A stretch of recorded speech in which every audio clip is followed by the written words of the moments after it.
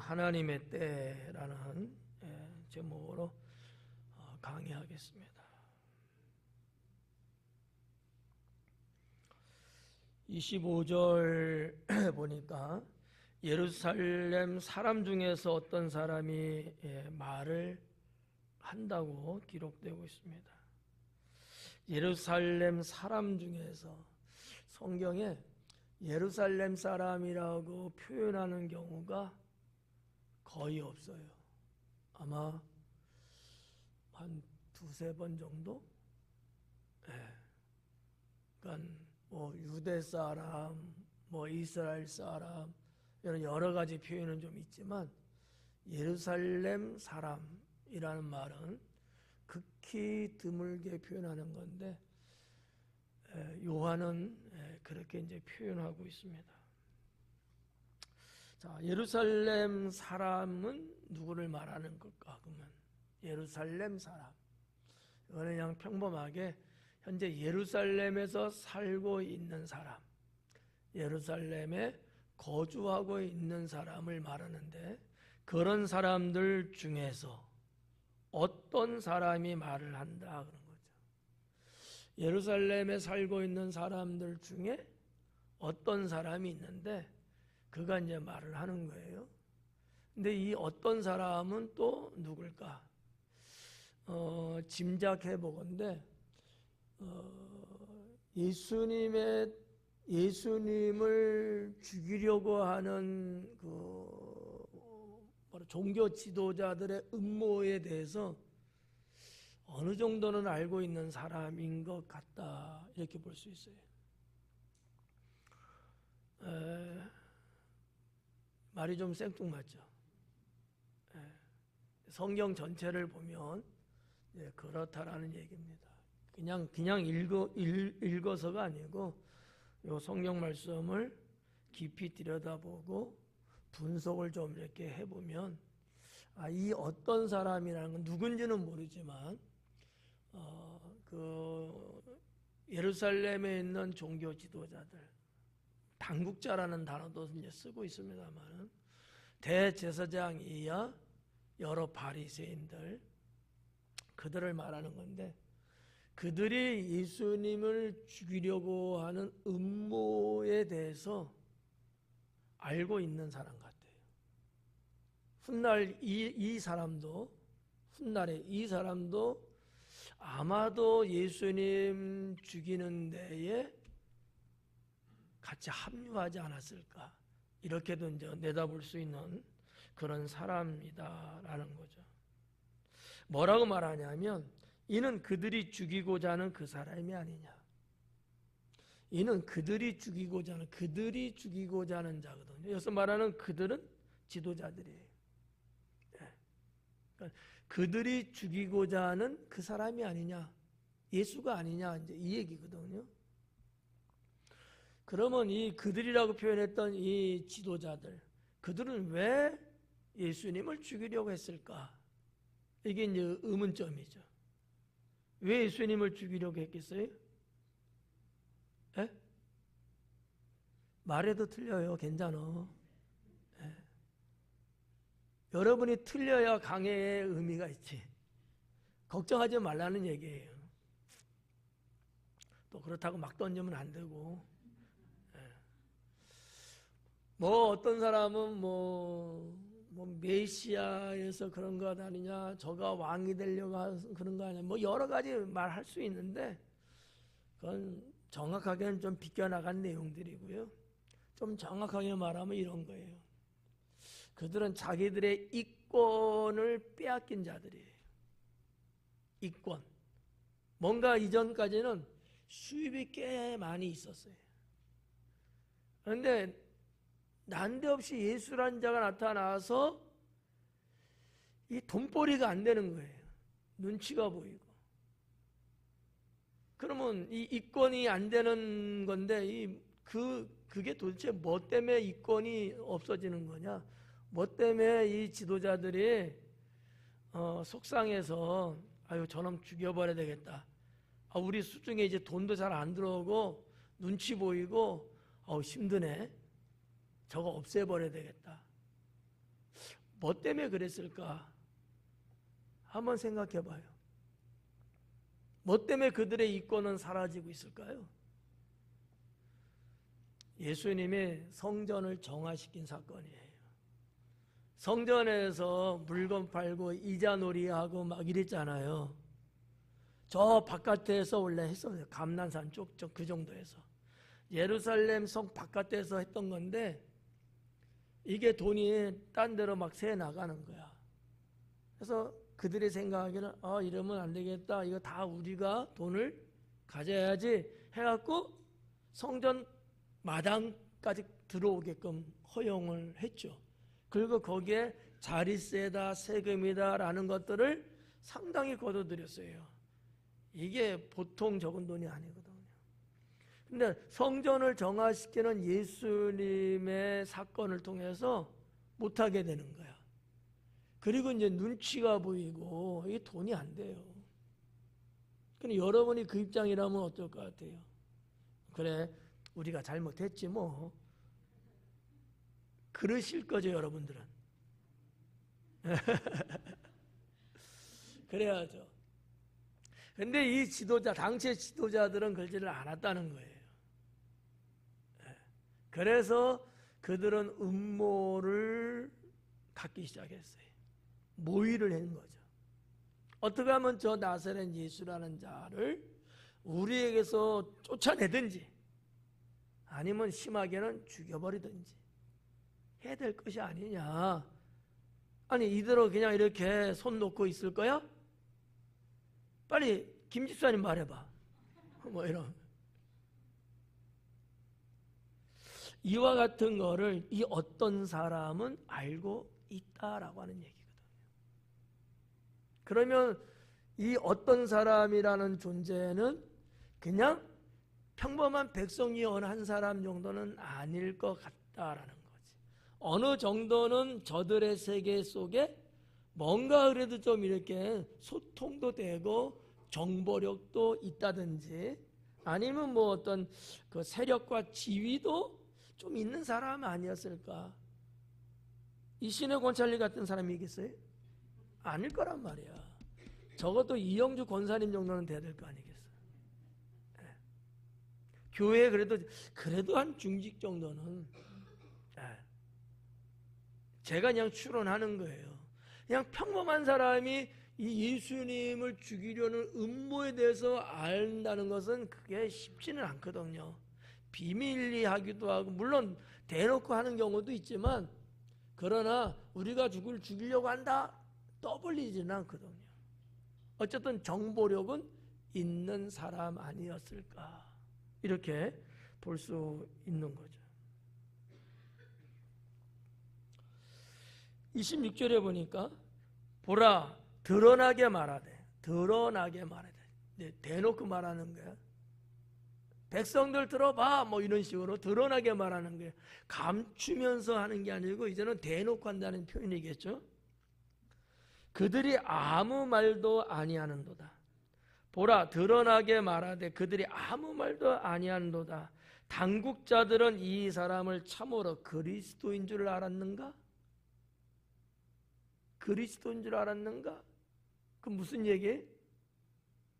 몰랐다는 얘기예요? 알았다는 얘기예요? 몰랐다는 얘기? 헷갈리죠. 이게 이제 문학의 문법적인 얘기예요. 좀 반어법적인. 지난번 반어법 얘기했죠? 역설과 반어법 얘기했잖아요. 알았는가? 몰랐다는 거잖아요. 어떻게 보면 그죠? 어떻게 뒷부분에 뭐 의문사가 무슨 어떻게 이게 있는지 이런 건데 또 이렇게 말하면 또 머리에 쥐가 나요. 그러니까 이제 요 정도만 하고 그들은 알았는가? 근데 그 밑에 줄 보니까 나는 안다는 거야. 그러면 그 사람들은 뭐라는 거예요? 몰랐다. 이렇게 볼 수도 있잖아요. 봐봐요. 그랬는 줄 알았는가? 그러나 우리는 이 사람이 어디서 왔는지 안다.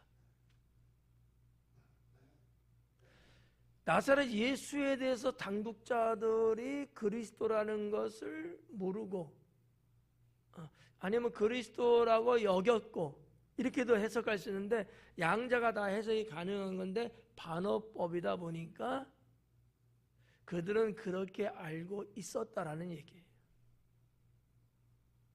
하여튼 그래. 그 다음 절에서는 그거를 반대로 이야기하잖아요. 그러니까 그들은 알고 있어서 그래서 그들을 죽이려고 한다 이렇게도 해석할 수 있다라는 거예요. 근데 또 반면에 몰랐기 때문에 알았으면 진짜 메시아인 걸 알았으면은 그들도 예수님을 영접 아마 했을 수도 있어요. 유대인은 당연히 누구든지 메시아를 기다리고 있는 자들이니까 이런 부분들이 좀 이제 헷갈리는 부분이죠. 그런데 다음 절에서 어느 정도 힌트를 얻을 수 있다는 거지. 그러나 우리는 이 사람이 어디서 왔는지를 안다. 그렇다면 앞에서 말한 알았는가라는 것은 몰랐다라는 것을 의미하고 있는 내용이다. 이렇게 볼 수 있다는 거죠. 그럼 뭘로 알았어요, 그들은? 대단한 선지자 내지는 저가 우리의 왕이 되려고 하는 것 아니야? 이런 얘기를 했었거든요. 그쪽으로 본 거야. 그러면 어떻게 돼요? 자신들이 가지고 있는 모든 기득권, 권세가 다 어디로 가요? 누구한테 가요? 예수님한테 가버리거든. 그 꼴을 보고 두고 볼 수 없지. 그래서 그들은 정치적인 작업을 하기 시작하는 거죠. 선한 마음을 갖고 이렇게 능력이 있는 대단한 이런 분 우리나라의 왕으로 많이 한다면 얼마나 좋아. 우리도 다 합류하자 막 이러면 괜찮을 텐데 그걸 못하는 거예요. 왜요?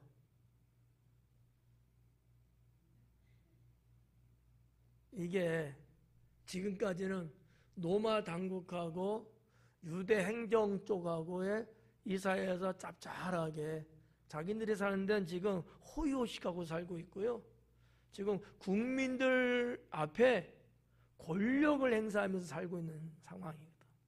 일반 백성들은 아니에요. 정말 힘들게 살아요.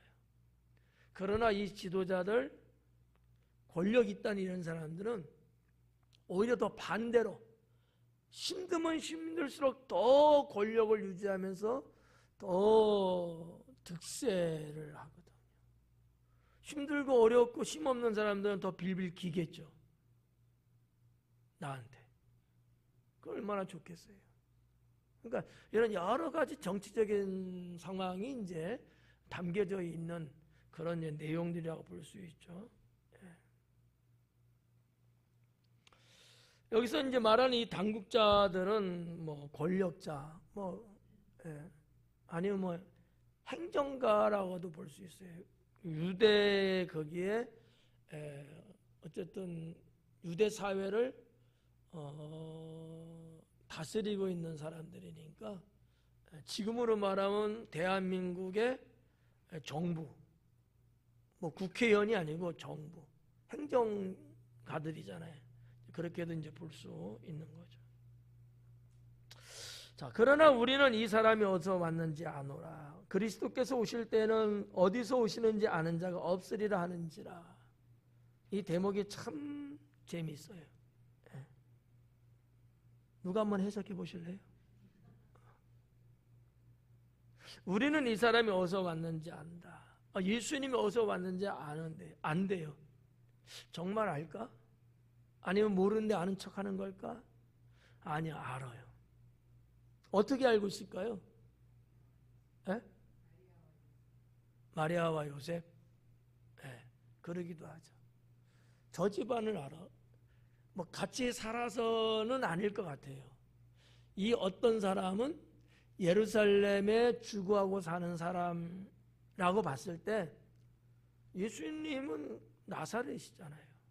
그러니까 자기네들이 직접 체험적으로 안 건 아닐 거야. 정보에 의해서 알고 있는 거예요. 안 돼요. 갈릴리 나사렛 사람이라는 거 알죠? 근데 정말 예수님이 갈릴리 나사렛 사람일까요? 여기 재미있는 게 뭐냐면 그리스도께서 오실 때는 어디서 오시는지 아는 자가 없으리라. 이런 말이 유대 묵시 문학에 나와 있어요. 우리가 보는 성경 66권 외에 일반 유대 문학도 있고 뭐 위경이나 외경이나 또 묵시록 같은 것들이 있어요. 바룩의 뭐 이런 여러 가지 그런 책들이 있거든요. 그런 등등을 유대인들은 보고 있어요. 그러면 유대 묵시 문학에는 뭐라 했냐? 이렇게 써 있는 거예요. 아무도 알 수 없다. 뭐 말라기서 같은 데도 그렇게 이제 써 있거든요. 말라기 3장에도 보면 갑자기 나타난다는 거야. 그러니까 이 유대 백성들은 다 그렇게 알고 있어요. 메시아는 그렇게 오는 거야. 근데 예수님은 어떻게 왔어요? 다 눈에 보이게끔 지금 계시는 거 아니에요. 그러니까 메시아가 아니다고 본 거야. 근데다가 우리는 그가 어디서 왔니? 우리 알고 있다. 어디서 왔다는 거예요. 나사렛에서 왔다는 걸 알고 있는 거예요. 근데 이 말이 맞을까 틀릴까요? 틀려요? 왜? 무조건 도리도리 하는 거예요? 근거가 있어야 될 거 아니야? 아니라고 하는 근거가. 왜 아닌 거예요? 왜? 예수님은 베들레헴에서 태어났습니다. 지금 이 사람들이 갖고 있는 정보력으로는 갈릴리 나사렛 사람이라 거기까지 알고 있는 거예요. 그리고 메시아는 베들레헴에서 태어난다고 그랬거든, 예언에. 그러니까 이건 아닌 거야. 안 맞잖아요. 근데 정말 예수님은 어디서 태어났어요? 베들레헴에서 태어났거든. 이거는 모르고 있는 거예요, 지금. 그러니까 정보가 틀렸죠. 뿐만 아니라 그들이 갖고 있는 인간적인 어떠한 생각과 정보만 갖고 있는 사람들, 하나님 나라의 정보는 전혀 없는 사람들. 여기까지. 우리는 안다. 저자는 갈릴리 나사렛 사람이고 거기서 온 걸 우리가 알고 저들의 부모가 누군지 우리가 알고 저들의 집안이 누군지를 알고 저 나사렛 예수에게는 동생들이 있다는 것도 알고 우리는 다 알고 있어. 근데 메시아는 그렇게 온다고 하지 않았어. 갑자기 온다 그랬고 그는 베들레헴에서 태어난다 그랬거든. 근데 안 맞잖아.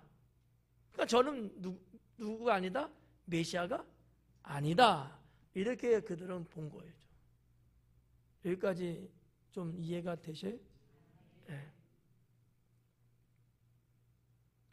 28절에 여기 하나만 힌트 드릴까요? 42절 한번 봐봐요. 성경은 가지고 오셨지요?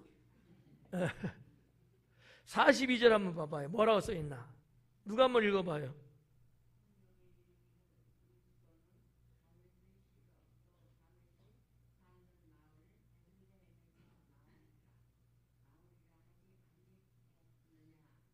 아멘.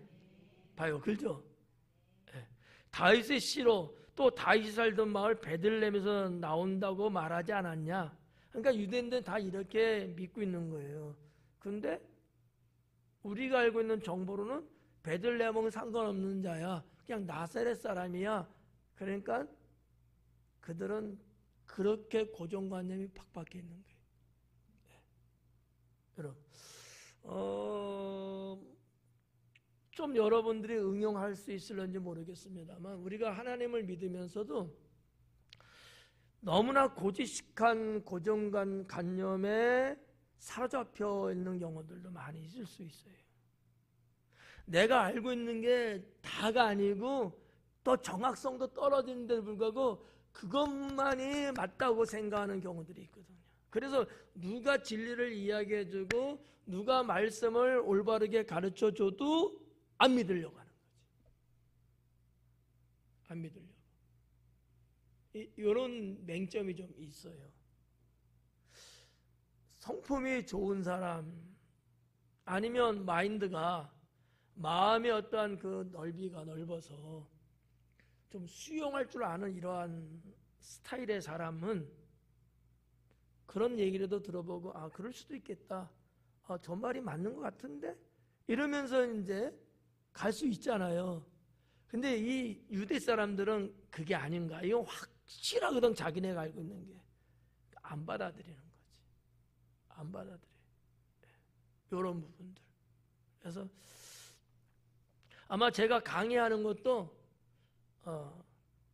혹 어떤 사람은 못 받아들이는 사람이 있을런지도 몰라. 그냥 딴 데서 다른 교회 다니면서 혹이나 이런저런 말씀을 갖고 있는 어떤 고정관념이 있다면, 근데 내가 볼 때 그런 사람은 없는 것 같아. 그래서 우리의 어떤 신앙의 관점을 바꾸는 게 쉽지 않아요. 뭐 저쪽 교회에서 뭐 한 10년, 20년, 30년 이렇게 신앙생활 하다가 딱 왔어. 이런 경우.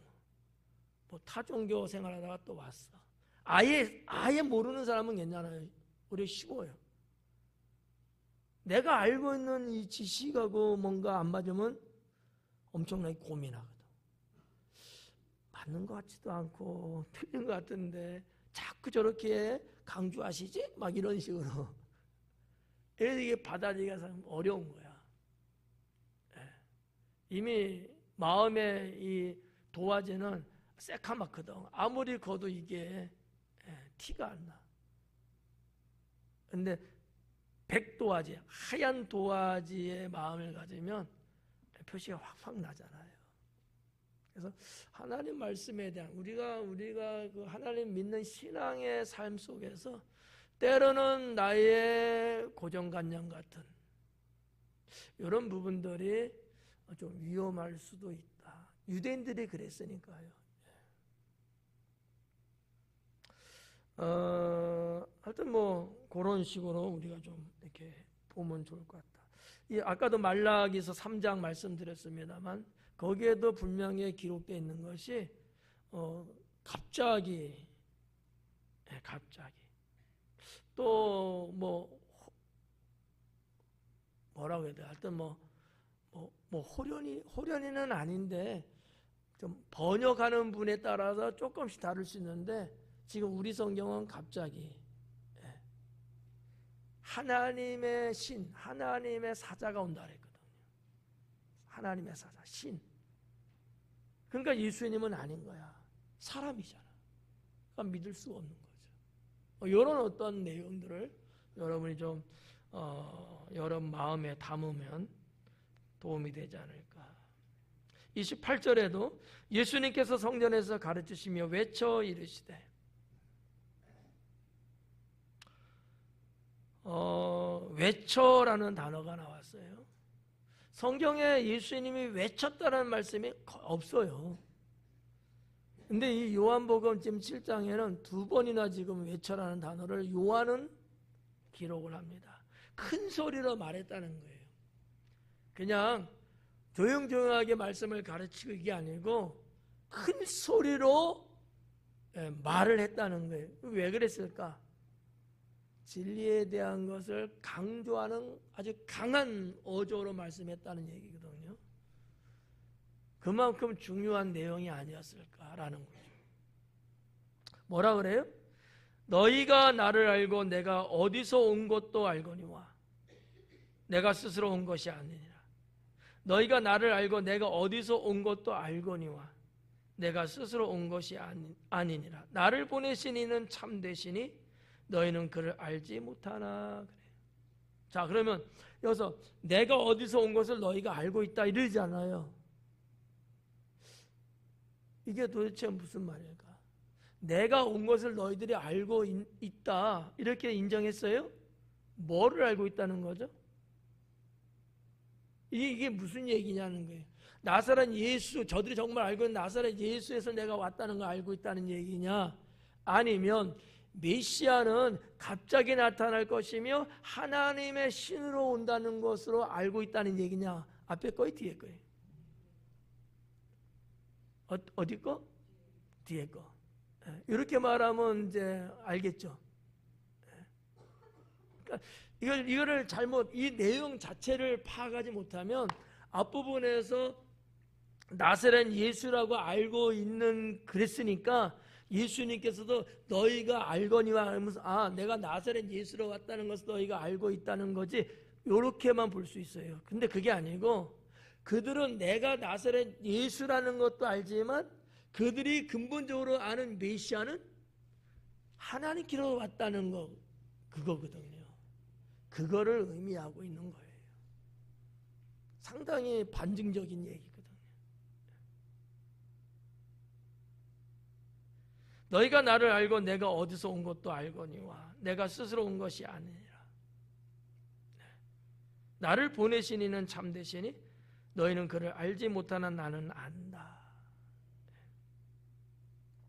아주 중요한 말씀이 28절, 29절에 기록이 돼요. 두 가지 정도인데, 하나는 예수님의 신적 기원, 또 하나는 예수님의 신적 사역, 두 가지예요. 신적 기원이라는 건 무슨 얘기냐면 내가 어디서부터 왔는지, 내 출처가 어디냐, 이게 하나님으로부터라. 우리는 어때요? 우리는 하나님부터 왔어요? 여러분의 태생의 신적 기원일까요? 그러면 인적 기원이겠지. 부모로부터 온 거니까. 근데 예수님은 아니잖아요. 우리가 신앙 고백하다시피 동정녀 마리아에서 태어나시고 성령으로 잉태됐다고 그랬잖아요. 하나님께로부터 온 거예요. 이게 신적 기원을 말하는 거고, 신적 사역은 하나님이 나를 보내서 왔다라는 거예요. 보내서. 사역에 대한 얘기거든요. 이 두 가지 아주 중요한 겁니다. 일반 성도님들한테는 이야기하지 않는 내용이고, 신학에서는 아주 중요하게 다루는 내용들이에요. 하지만 하나님을 아는데 신학 아닌 거, 신학인 거, 구분이 있을 이유는 없죠. 어려우니까 일반 교회에서는 이야기를 안 하는, 표현을 안 하는 거죠, 그냥. 그러나 목회자가 되려고 하는 신학도들에게는 이런 부분들을 가르쳐 주는 거죠. 그러니까 여러분은 신학도 제가 가르치고 있잖아요. 그런 부분들을 볼 수 있고요. 29절에 보니까 나는 아노니 너희는 모르는데 나는 안다. 그러니까 유대 백성, 예루살렘의 유대 백성들은 자기들은 하나님을 제대로 알고 있다라고 생각은 하지만 실상은 모르고 있다는 얘기예요. 너희들이 알고 있는 것은 이 땅에 속한 것뿐이지 정말 하나님을 너희는 모른다. 그럼 뭐에 대해서 예수님이 모른다고 하시는 말씀일까요? 대략적으로 구원에 대한 거예요. 메시아에 대한 거예요. 너희가 메시아를 기다린다고는 하지만 하나님의 그 구원의 계획을 너희가 모르고 있다라는 거죠. 내가 메시아로 왔음에도 불구하고 너희는 하나님을 모르기 때문에 나를 모르고 있는 것이다. 너희가 하나님을 정작 안다면은 나를 알 것이다. 이 말씀은 사실 지난주에도 말씀해 드린 내용이거든요. 나는 안다. 뭐라 그래? 이는 내가 그에게서 낳았고 그가 나를 보내셨다. 이게 예수님이 나는 안다는 거예요. 그러니까 예수님은 자기도 모르게 그냥 사역하고 자기도 모르게 내가 누구한테 태어나지 모르는 게 아니에요. 여기 지금 보면은 그에게서 낳고라 하잖아. 출생을 이야기하잖아요. 이건 번역상 조금 그래요. 헬라어로 에임이라고 하는 단어를 썼거든요. 성경 원어에는. 이거는 낳다, 출생하다, 낳고가 아니고 있었다라는 거예요. 에고 에이미, 나는 뭐뭐이다, 존재. 영어로 말하면 to be의 의미를 갖고 있는 단어거든요. 죄송해요. 그러니까 내가 출생했다 이 개념이 아니고 나는 그거와 함께 나는 있었다라는 거야. 그 무슨 얘기예요? 나는 영원 전부터 너희가 말하는 전부 하나님과 나는 같이 있었던 나는 하나님이다. 그 얘기예요. 번역을 이렇게 낳고라고 번역이 됐는데 성도들한테는 이게 편할 수 있어요. 근데 잘못하면 오해될 수 있어요. 예수님은 원래 그분이 하나님 본체시나 성경에 그랬잖아요. 에베소에 본체시나 동등할 것으로 여기지 아니하시고 이 땅에 오셨다 했잖아요. 이해가요? 예수님이 원래 하나님 본체시 그분이 하나님이신 거예요. 삼일째 하나님 원래 영원 전부터 계셨던 분이다 라는 거죠. 여러분이 다 알고 있는 내용인데 오히려 이렇게 하니까 이게 좀 헷갈릴 수 있어요. 모르는 사람 같으면 그렇구나 낫구나 이렇게 볼 수 있는데 여러분처럼 다 아는 사람은 좀 이상하다 이렇게 볼 수도 있는 거죠. 그러니까 쉬운 표현으로 번역을 한 거예요. 근데 정확하게 말하려면 예수님은 그분과 함께 있었던 분이다. 그러나 죄인을 구원하기 위해서 성부 하나님으로부터 보냄을 받았다. 이렇게 이제 기록된 거죠. 그가 나를 보내셨다. 나는 그로부터 있었다. 나는 같이 존재했었다. 이렇게 보시면 되고요. 30절에 보니까 그들이 예수님을 잡고자 하나 여기 이제 하나 빠진 게 있는데 그 헬라어로 운이라는 단어가 원래 있는데 이게 번역이 좀 이런 게 안 됐어요. 우리 지금 보고 있는 성경은 좀 접속사나 뭐 때로는 전치사 특히 접속사 같은 부분들은 번역에 많이 뺐어요. 왜 그런지 모르지만 그게 이유가 될 수 있거든요. 그러나 그래서 그러므로 그러니까 이런 것들이 많이 번역이 안 됐어요. 여기도 지금 운이라고 하는 것은 그래서라는 뜻이거든요. 네. 나는 안다. 내가 그에게서 그로부터 있었고 그가 나를 보내셨다. 그래서 그들이 예수님을 잡고자 했다라는 얘기예요. 왜 그들이 예수님을 잡고자 했어요? 자기가 하나님이라고 하니까 신성모독인 거예요. 이거는 유대법에 처형해도 죄가 안 돼. 문제가 없는 거예요. 신성모독이기 때문에. 이 운이라는 단어 하나가 이만큼 중요하다는 거죠. 그래서 그들이 예수님을 잡고자 했다. 그런데 손을 대는 자는 없더라. 라는 거죠. 지도자들이 그렇게 예수님을 잡으려고 죽이려고 했지만 대놓고 나서는 자가 아직은 없었다는 얘기예요. 왜요? 때가 안 됐다는 거죠. 그게 우리 지금 성경에서 기록된 거잖아요. 요거를 좀 다른 말로 좀 한번 바꿔볼까요? 하나님의 경륜이다 이렇게 보는 거죠.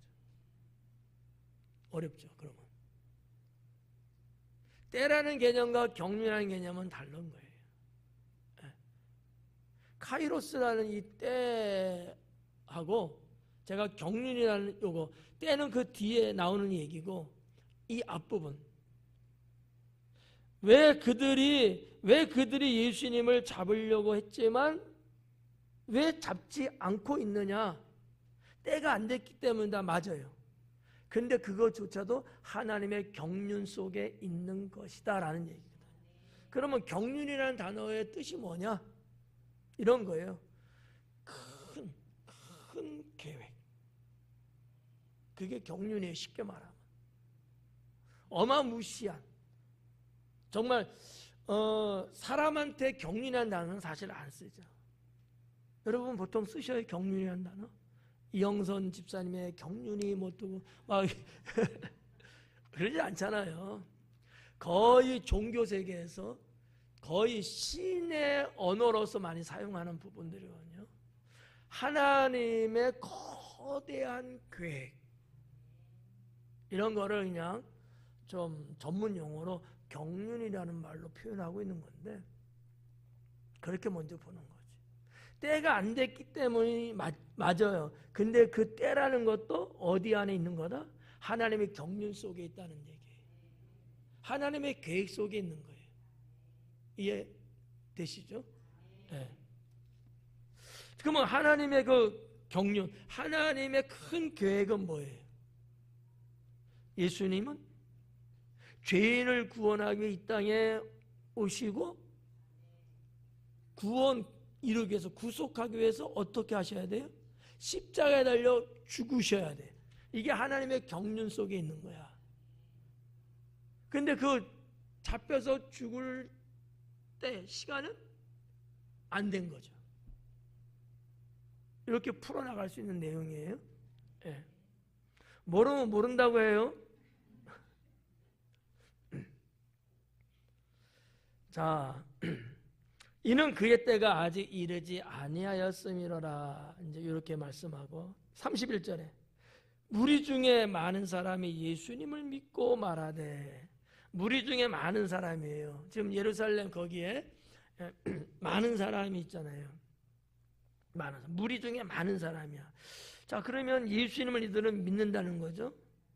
뭐 이 사람들은 어떤 사람들일까? 뭐 쉽게 말해서 제자들? 꼭 그렇지는 않을 거예요. 제자까지는 아니지만 어쨌든 간에 예수님을 신뢰할 정도의 사람들이다라고 요한은 이제 기록을 한 거죠. 그 뭐 때문에 그랬을까요? 뭐 때문에? 도대체 이 많은 사람은 누구길래? 이거 먼저 풀어나가죠. 이 많은 사람, 무리 중에 많은 사람이야. 그러면 무리라고 하면 예를 들어서 한 1000명이라고 쳐요. 그 중에 많은 사람 한 몇 명쯤 될까? 그러면 무리 중에 많은 사람인데 1000명 중에 몇 명 정도? 에? 그냥 말해요. 틀리는 것도 아니고 맞는 것도 아니야. 7, 800명 오케이. 그렇게 많다는 거지. 이들이 누구길래 예수님을 믿는다고 요한은 기록했겠느냐라는 얘기죠. 이들은 누굴까요? 응? 술래계? 네, 술래계도 맞아요. 갈릴리 사람들. 갈릴리 사람들은 어떤 사람이에요? 어쨌든 간에 예수님하고 같은 고향이야. 베들레헴 고향이 아니고 성장한 동네 고향, 제2의 고향이지. 근데 뭐 그건 꼭 그것 때문은 아니고 예수님의 수많은 표적을 봤어요. 안 믿을래 안 믿을 수가 없는 거야. 인간으로서 할 수 없는 그 어마무시한 일을 예수님은 한두 번이 아니고 계속해서 사역하시면서 보여주신 것을 이 갈릴리 사람들은 봐서 알고 있어요. 근데 그들이 뭐 때문에 이 예루살렘에 있는 거예요? 에? 뭐 때문에 여기 있어요 지금? 이 갈릴리 사람들이 뭐 때문에 여기 예루살렘에 있냐고요? 이렇게 어리벙벙하면 어떻게 해? 6월절? 초막절 지키려고. 그래서 예수님이 제자들 먼저 가라고 그러시고 예수님도 왔다 그랬잖아요. 어떻게 동화 이 얘기가 연결돼요? 그러니까 갈릴리 사람이지만은 유대 절기를 지키기 위해서 예루살렘에 왔는데 이거는 가도 되고 안 가도 되는 건 아니에요. 3대 절기만큼은 꼭 유대인들은 지키라고 하나님이 율법에 계명하셨어요. 그러니까 많은 사람들이 예수님의 그 사역을 하니까 이걸 봐봐요. 벳세다 들녘에 오병이어의 기적 몇 명이 거기에 모였대요? 남자 장정만 5,000명이라고 그랬다는 거 아니에요? 이거 엄청난 숫자잖아요. 지금도 5,000명이 모였다. 남자 장정만. 여기 여자분들 다 빠지고 우리 장로님 죄송하지만 연세 많으신 건 빠지고 남는 사람 누구야? 2사람인데? 우리 김희준 안수사님하고 김성환 권사 딱 2명밖에 없네. 실제적으로는 여기 한 20명 있는데. 그러니까 남자 장정만 5,000명이 했지만 아이들, 여자들, 어른들 다 따지면 수만 명은 됐을 거라는 거지. 엄청 많은 거잖아요. 당진에서도 지금 이래서 한 3만 명이 모였다면 이 시내 꽉 찰걸요 아마 그 인원은. 그러니까 이해가 가는 표현인 거예요. 무리 중에 많은 사람. 이 사람들은 분명히 갈릴리 사람들일 거다. 그리고 또 하나는 순례객들일 거다 이렇게 보는 거죠. 갈릴리 사람은 순례객은 아닙니다. 순례객은 뭐예요? 디아스포라, 흩어진 유대인이거든요. 타국에 나가서 살고 있는 사람들이 명절이기 때문에 왔거든요. 근데 그들은 당일날 딱 시간 맞춰서 왔을까요? 아니에요. 누구처럼 시간 맞춰서 딱 오지 않아. 일찍부터 온단 말이지. 며칠 전부터. 왜? 왜요? 자리가 없어, 늦게 오면. 우리 교회도 예배 늦게 오면 시간 맞춰면 자리 없다니까. 적어도 30분 전에 와야지 그래도 내가 앉을 자리에 앉는다고. 맞죠? 아니? 맞잖아요. 그런 것처럼 예루살렘, 아니 유대 땅에, 아니 이스라엘에 살고 있는 백성들도 많고 순례객도 많고, 그러니까 일찍부터 자기 살고 있는 그 나라에서 이제 와요. 그럴 수밖에 없는 거거든. 근데 와갖고 그 순례객들이 와갖고 뭐를 봤을까요? 누구를 봤을까요? 예수님을 본 거예요. 아, 6월절에는 안 왔는데 초막절에만 왔을까? 장집사님 어때요? 아니잖아요, 그죠? 어떻게 보면 초막절보다도 더 중요한 게 6월절이잖아요. 그러나 이런 어떠한 그 명절을 지키는 사람들은 계속 와요. 계속 오거든. 그러니까 예수님은 꼭 딴 때는 안 계셔도 이 명절 때는 예수님도 꼭 예루살렘 가시고 가갖고 회당에서 가르치시고 그러잖아요. 때로는 병자들 고쳐주시고 그들도 보고 한 거야. 그러니까 예수님이 전하는 진리를 들어서 와, 신박하다. 야, 기이하다. 평생에 들어보지 못한 말을 저자가 누구길래 저렇게 말하는가. 처음엔 다 그렇게 접근했겠지. 그리고 소문에 의하면 나사렛 예수라 하더라. 선지자 중에 선지자라 하더라. 뭐 이런저런 이야기들이 이제 있는 거죠. 어쨌든 그들은 이 예수님을 믿기 시작한 거예요. 믿기 시작한 겁니다. 이런 설명이 여러분들에게 도움이 좀 됐으면 좋겠습니다. 그래서 예수님을 믿고 말하되 그리스도께서 오실지라도 그 행하실 표적이 이 사람이 행한 것보다 더 많으랴. 자, 그리스도와 예수님이 딱 소개됐어요. 표적에 대한 이야기하고 있는 겁니다. 그리스도가 표적을 많이 행하겠어요? 예수님이 표적을 많이 하겠어요? 에? 말 같지도 않아요? 그리스도가 예수님이고 예수님이 그리스도지. 그런데 당시 유대인들은 그렇게 안 봤죠. 예수라는 저 나사렛 사람은 대단한 건 인정해. 그렇지만 그리스도는 아니야. 이렇게 보고 있는 거고. 근데 우리도 알기에 그리스도가 메시아가 오면은 메시아도 하나님의 능력을 행사하고 알아요. 근데 지금 이 사람들이 직접 자기들이 체험한 바에 의하면 예수님의 표적의 능력이 너무 대단한 거야. 기가 막힌 거예요. 그래서 하는 얘기야. 그리스도보다도 이 예수가 훨씬 더 큰 표적을 행하는 것 아니냐 이거지. 누가 이런 얘기하는 거예요 지금? 예수님을 믿고 따르는 자들이. 다른 사람은 인정 안 할 수 있어요. 그들은 인정해. 다른 사람은 여기 있는 목사 인정 안 할 수 있어. 네가 무슨 목사야 이렇게. 여러분들은 고마워요. 뭐 이런 거예요 일종의. 아, 오늘 점심밥 맛있겠다. 인정한다고 하니까.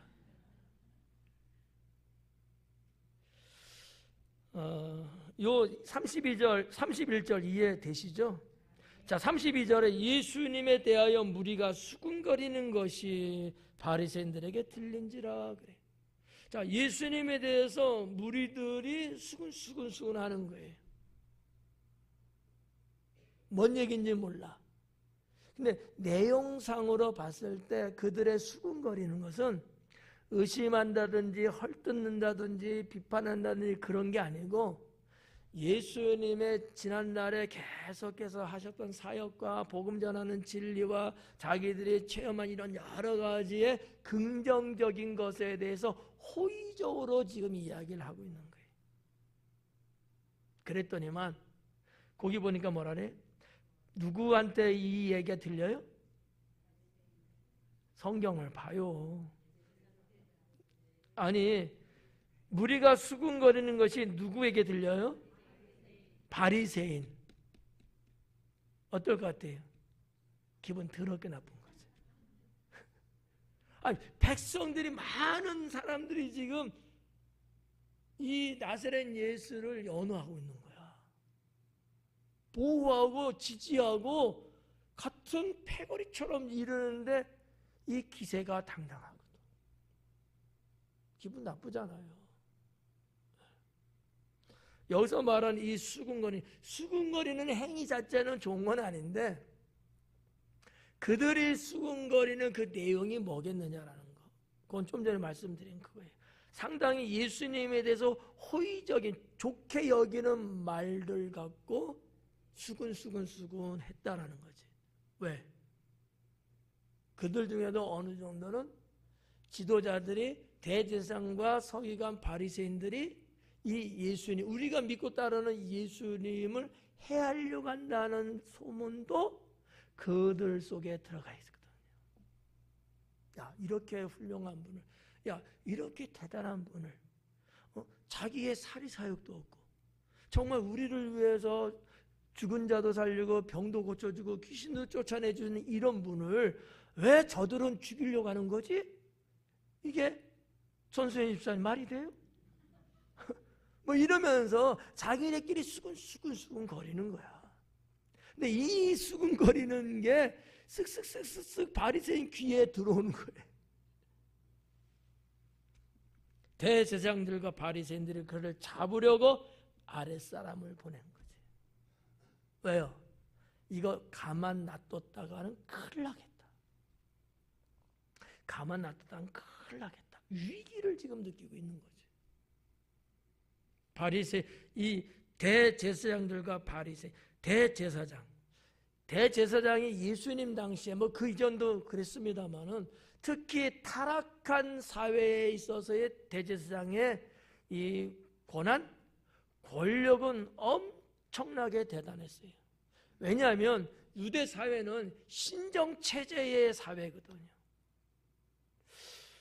이게 좀 여러분에게 공감이 안 갈 수 있는 내용인데, 뭐 우리나라 조선 시대도 그렇고 삼국 시대나 이럴 때도 보면은 무당들이 왕도 좌지우지했던 경우들이 많아요. 무당. 그래서 그 뭐라고 말하지? 에? 뭐라고? 신당? 그거는 이제 장소고, 신녀들이 있었잖아요. 가갖고 어떻게 될 건가 막 묻고 막 그런 게 우리 역사도 있잖아요. 그 사람의 말 한마디가 국정을 바꾸기도 해. 미친 거 아니야?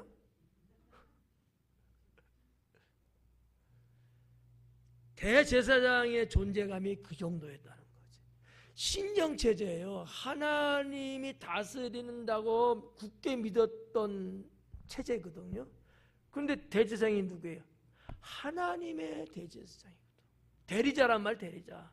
그러니 여러분, 그 권력이 얼마나 대단했겠어요. 이 사람 말 한마디에 죽고 살고 그런단 말이지. 그런 대제사장들과 바리새인들이 예수님을 잡으려고 아랫사람을 보냈다라고 하는 거죠. 아랫사람.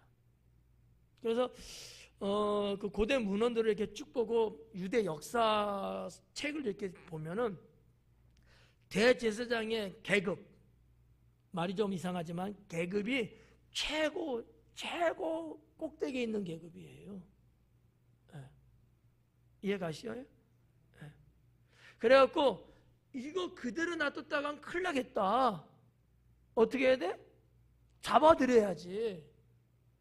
그래서 아랫사람을 보냈다 이렇게 하는 거죠. 이 아랫사람이라고 여기 우리가 여러분 성경도 그렇게 써 있어요? 제 성경은 그렇게 써 있는데 다르게 써 있는 사람이 있어요 성경? 괜찮아 이단이라고 말 안 할게. 근데 이전 성경에는 하속이라는 단어도 번역이 됐었어요. 하속. 무슨 얘기냐면 하속이란 이런 거예요. 어떤 사람을 말하는 것을 번역한 거냐면 배 밑바닥에서 노를 젓는 노예들을 말하는 거예요. 옛날에는 다 사람들이 노를 젓잖아요. 그 성화 같은 데도 보면 그 이집트에 또 로마 군단에 이 해군력 있잖아요. 배. 보면은 밑바닥에서 이 노예들 발 묶고 도망가지 못하게 계속 노 짓게 만들잖아요. 그런 존재들인 거예요. 이 하속이라는 개념이. 그거를 그냥 좀 더 말을 좀 이렇게 알아듣기 쉽게. 하속하면 하속이 뭐야 또 이럴 수 있잖아. 근데 아랫사람 하면 이렇게 하는데 사실 이것은 좀 틀린 거지. 아랫사람하고 그 배 밑창에서 노를 젓는 노예하고 전혀 이게 다르거든요. 아랫사람은 뭐예요? 그냥 좀 계급적으로 윗사람 아랫사람 이런 거잖아. 이거는 적절한 번역은 아닌 것 같아요. 정말 그 대제사장 그 관저, 대제사장 관저가 따로 있습니다. 거기만 지킨 유대 병사들이 있어요. 그 아랫사람. 그러니까 일개 저 밑바닥의 병사들을 말하는 거겠죠. 좀 하대하는, 낮게 부르는 명칭이라는 얘기예요. 그들을 이제 보냈다 이런 얘기죠. 자, 그랬더니 33절에 예수님께서 이르시되 내가 너희와 함께 조금 더 있다가 나를 보내신 이에게로 돌아가겠노라. 그래. 내가 너희와 함께 조금 더 있다가 얼마나 더 있었을까요? 조금 더 있겠대요. 이 조금 더는 얼마일까? 그냥 던져요. 괜찮아요. 자, 힌트 드릴게. 지금은 무슨 절기? 초막절기. 예수님이 돌아가시는 절기는 무슨 절기? 유월절 절기. 사모님만 대답하는 건데. 그러면 초막절에서 유월절까지의 기간은 얼마나 될까? 한 6개월. 그 정도 되는 거예요. 조금 있다가라는 예수님의 이 표현은 6개월 후에 내가 이제 너희 중에 없어지는 거잖아요. 어렵지 않죠? 네. 이렇게 가르쳐주는 사람이 어디 있어?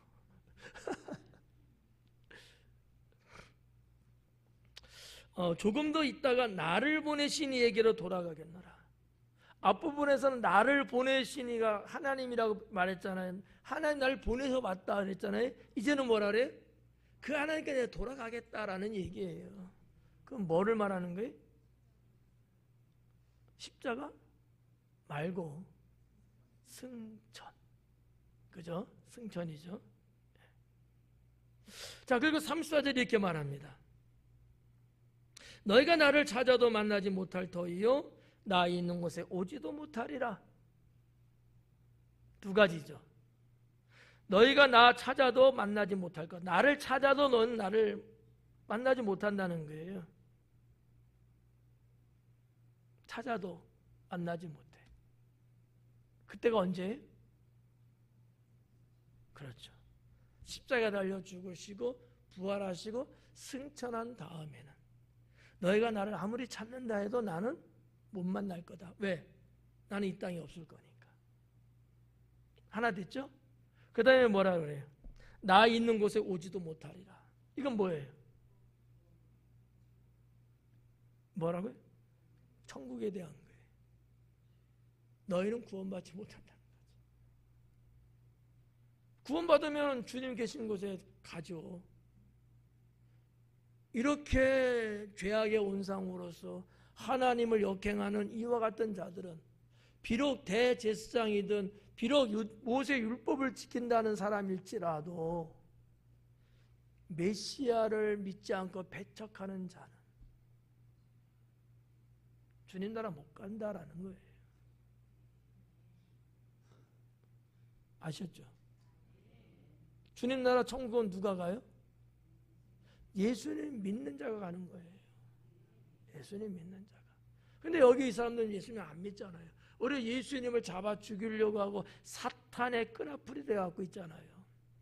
그러니까 예수님 이 말씀이 이게 뭐를 염두에 두고 하신 말씀이구나라는 것을 이제 우리는 이제 알고 있는 거죠 지금. 35절에 이에 유대인들이 서로 묻되 이 사람이 어디로 가기에 우리가 그를 만나지 못하리요? 헬라인 중에 흩어져 사는 자들에게 가서 헬라인을 가르칠 터인가? 이렇게 이제 하는 거예요. 예수님이 너희 이제 나를 찾아도 못 만날 거고 나는 너희들이 올 수 없는 곳에 난 가고 너희는 못 와. 막 이러니까 이 말을 못 알아들은 거예요. 그래서 이제 그들이 알고 있는 상식 안에서 그들은 생각을 할 수밖에 없겠죠. 이 대목이 그런 거예요. 어떻게 보면 조금 비약해서 말하면 이 당시에 이 유대인들은요 예수님의 실패를 생각했어요. 사역하고 어쩌고 이렇게 하는데도 이게 이제 안 먹히고 어쩌고 그러니까 이 자가 도망가려고 하는구나 이렇게 본 거예요. 그러면 어디로 도망갈까? 이런 거지. 그래 나온 이야기가 헬라인 이야기가 나온 거예요. 헬라인. 뭐라 그랬어요? 헬라인 중에 흩어져 사는 자들에게. 헬라인 중에 흩어져 사는 자들. 헬라인들이 살고 있는데 거기에 흩어진 자들. 아까 디아스포라 말씀드렸죠? 네. 자, 유대인들이 디아스포라 흩어져 있는 지역이 어디 대체적으로 많이 있었냐면 로마, 이집트, 그리고 빼놓을 수 없는 것이 알렉산드리아예요. 지금의 알렉산드리아는 이집트 안에 있습니다만 그 옛날 고대사에는 따로 불렀어요. 알렉산드리아에 훨씬 더 많은 사람이 살았거든요. 왜냐하면 이 알렉산드리아는 아주 비옥하고 살기 좋은 곳입니다. 지금도. 그 알렉산드리아 가기 전에 이집트에서 북쪽으로 올라가면 이스라엘 백성들이 살고 있었던 고센 땅이거든요. 애굽 시대 때 야곱이 식구를 데리고 들어가고 이집트의 바로 왕이 하산 땅 살 수 있도록 허락한 곳이 고센 땅이거든요. 그게 엄청나게 비옥합니다. 나일강 젖줄이 있고요. 지금도 우리랑 똑같아요. 곡물들 다 키우고요. 쌀인지 밀인지는 제가 파악을 못했습니다만 쌀 같기도 해요. 그리고 밭 농사도 막 하고 비옥한 곳인데 거기에 보다도 더 견줄 수 있는 그 고센 땅은 농작물은 잘 되지만 거기에는 해상무역은 없어요. 알렉산드리아는 큰 도시이면서 해상무역, 지중해로 뻗어나가는 엄청난 도시. 그러면서도 아주 비옥한 곳. 그래서 많은 유대인들이 그쪽으로 많이 이주해 살았어요. 예루살렘에 있는 유대인들은 그건 아닌가? 이 얘기를 하는 거야 지금. 이야기가 그냥 이게 도대체 하늘에서 떨어진 얘기냐 모를 수밖에 없는데 이런 역사적인 걸 좀 보면 그래서 이 말을 한 거구나. 어쨌든 예수님은 실패했다. 지금 도망가려고 하는 거 아니야? 이렇게 저들이 지금 잡아 죽이려는 걸 알아챈 거 아니야? 그래서 이제 도망가려고 하는 거야. 어디로 가? 헬라인들이 살고 있는 그곳으로 가는 거 아니야? 이렇게 예측을 하면서 하는 얘기예요. 헬라인 중에 흩어져 사는 자들에게. 흩어져 사는 자는 유대인입니다. 헬라인 동네에 유대인들이 살고 있는데 그곳으로 가서 헬라인을 가르칠 터인가? 이름은 뭐죠? 예수님은 어떤 자가 되는 거죠?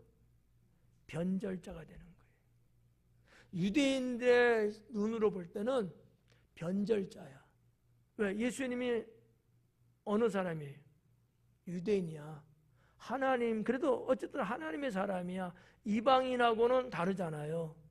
이방인하고는 그 이방인에 사는 땅에 밟기만 해도 부정하다고 털어버릴 정도의 사람들이잖아요. 근데 지금 헬라인 중에 흩어져 있는 유대인, 가서 유대인을 가르치면 그러면 괜찮아 또. 근데 그게 아니고 헬라인을 가르칠 거냐 이거잖아요. 변절자라고 보기도 하고 있는 것 아닐까. 저는 이렇게 해석이 됩니다. 여기까지 여러분이 이해하면 여러분은 신학교 한 3학년쯤, 신학대학 4학년이라고 할까? 졸업반? 네. 이제 그런 이제 표현이라고 보시면 좀 좋을 것 같고요. 36절에 나를 찾아도 만나지 못할 터이요 있는 곳에 오지도 못하리라 한 이 말이 무슨 말이냐? 이게 도대체 무슨 말이냐? 모르는 거예요, 그들이. 모르지. 예수님은 승천하시고 하나님 나라 우편에 이건데 뭐 이들이 알 리가 없죠. 그래서 아까 뭐라 했어요? 여기 28절 마지막 번에 너희는 그를 알지 못한다. 너희는 하나님을 믿는다면서 너희는 하나님 모르고 있지 않느냐? 근데 나는 안다.